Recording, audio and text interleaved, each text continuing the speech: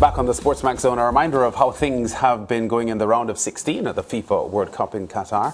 And the round of 16 results: Netherlands 3-1 over the USA, Argentina 2-1 over Australia, France 3-1 over Poland, England defeating Senegal 3-0. Those matches on Sunday. And today's matches: Croatia 3-1 on penalties after a 1-1 draw with Japan, and Brazil fluent in a 4-1 victory over South Korea. Now, Kylian Mbappe's 2 goals for France on Sunday have pushed his tally at the tournament to 5. The 23-year-old also winning 3 Man of the Match awards. He now has 9 FIFA World Cup goals in his career after his 4 strikes helped the French team lift the trophy in Russia 4 years ago. So is stopping Mbappe the key to stopping France? The Golden Boot race at the moment being headed by the 23-year-old Frenchman. 5 goals for him: Messi, Giroud, Saka, Gakpo, Morata and Rashford, all with 3 goals, along with Richarlison and Ferran Torres. The Spanish man is on 2. So Mbappe with a 2-goal lead over a cluster of outstanding footballers as well. Let's pick this up now and other discussions from the weekend with Jamaica-born sports correspondent with the BBC, Nesta McGregor. Well, Nesta, we heard you reference Kylian Mbappe just now and how potent he is. He still 23 years old, but looks awesome. And this Golden Boot award at the moment is going in his direction. Yeah, listen, I think 4 years ago in Russia when we saw Kylian Mbappe as a 19-year-old become the first teenager to score 2 goals in the final since Pelé, people thought, you know, he was great when he was younger and he's got lots of potential. I think the scary thing now is that Kylian Mbappe realises how good he is. I saw him the other night. It was absolutely terrifying. And the only way I described it after is it's like he's the 17-year-old brother at times playing against his 8-year-old brother in the backyard, because he gets the ball and he just does it, whatever he wants to do with it.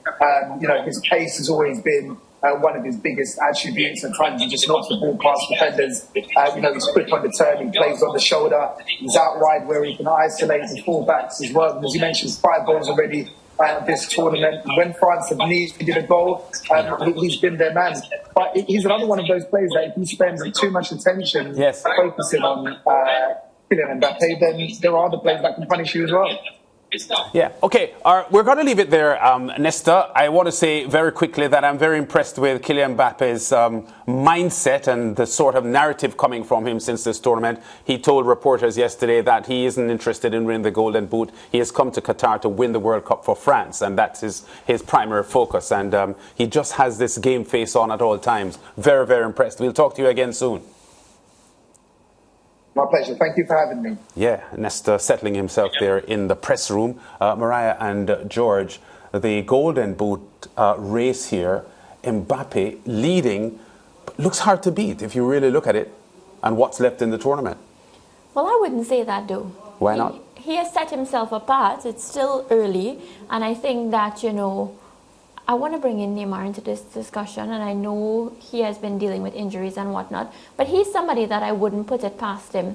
And Cody Gakpo is another player that has shown himself in different matches. So for me, I just think it's too early to say Kylian Mbappe will walk away with the Golden Boot. I'm not saying he'll walk away, but he's in pole position. The teams have 3 matches to play: quarterfinal, semi-final and final, and not all of the teams will go into the final. And based on the form, France looks more likely than most other teams, apart from Brazil, to go deep into the championship. So let's say he's a favorite then for the Golden Boot. George, would you agree? Oh, yes. You know, the thing is this. I don't want to expect him to win the Golden Boot. I think, well, for a long time now, I've thought that the Golden Boot winner on the World Cup, it doesn't quite fit in with not just the prestige of the tournament, but the enormity of what the World Cup is. I mean, you have many prestigious things. The World Cup is special, so it's better than prestigious. Yeah, it is an enormous thing. And I've always thought that a tournament such as the World Cup rarely has a Golden Boot winner that is in keeping with the quantum of the enormity of the tournament. What do I mean? Most times the Golden Boot winner Harry Kane last time, 6 goals. 6 goals. The World Cup Golden Boot winner shouldn't have 6 goals because that would mean that you've played from the group stages of 3 games there. Then you go round of 16, that's 4 games. Quarterfinals, that's 5 games. Semi-final, that's 6. Yeah. And then the final, that's 7. So you play 7 games and you score 6 goals. 7 games and you score 5 goals and you're the Golden Boot winner.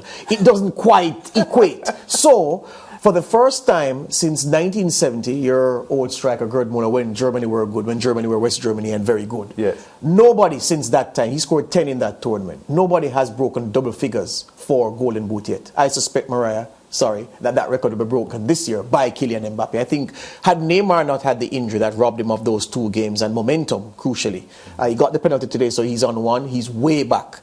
And I think the group stage of the tournament is where you fill your boots. Yes. Were it not for the group stage, Ferran Torres wouldn't be on this list because the goals he got were against Costa Rica in that opening game when Spain ran amok. So I'm saying, in World Cup history, 3 times has the Golden Boot winner scored in double figures. Sandor Kostis for Hungary in 1954, Just Fontaine, of course, memorably at the 1958 tournament, and Gerd Muller in 1970. So only 3 times in the history of World Cup football has the Golden Boot winner scored double figures. Mbappe will score double figures this year, and I'm very happy because with 10 goals or 11 or 12, it will be in keeping the Golden Boot winner with what the World Cup is. But team, the gap between first and second is just 2 goals. That's a lot of goals, Maria. Right, and it takes 1 game to get those 2 goals. But so all I'm saying is... I understand it, but what we're saying is that this is the most difficult part of the tournament, where goals will be at a premium. You can forget what happened today, 4-1 in the round of 16. The competition, the quality, the cream has risen to the top by the time you get to the quarterfinal stage, so it will be very, very difficult to separate teams. So it may be 1-0, maybe 2-0, 2-1. So the easy games to fill your boots, those games are gone. It's the difficult games now. And when you have the momentum that Mbappe has, remember, you said that there's only 2 between Mbappe at number 1 and Messi at 3. But there's 4 between Mbappe and Neymar. So the fact of the matter is goal scoring becomes much more difficult from here on in. But I think Mbappe can find 5 to make 10.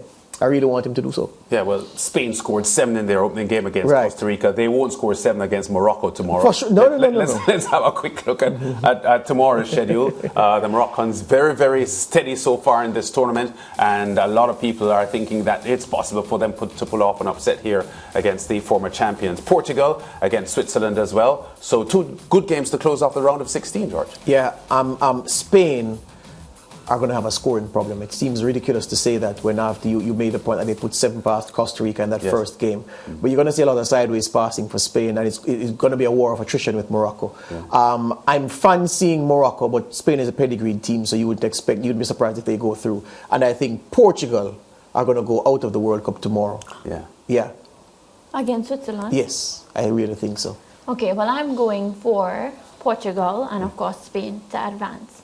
Yeah, I think I would go in that direction as well. I don't Oliver Bierhoff. We'll see. Breaking news. Oliver Bierhoff has left his role with the German Football Federation, the DFB, after their World Cup debacle. He's resigned today. All right, thanks for that and for that upset news that you gave us. Well, still to come on the SportsMax Zone, a review of the Moche Mile from Kimanas Park and action from 4 schoolboy football finals in Jamaica. We'll also be chatting West Indies cricket after the team's 164-run loss to Australia in the first test in Perth.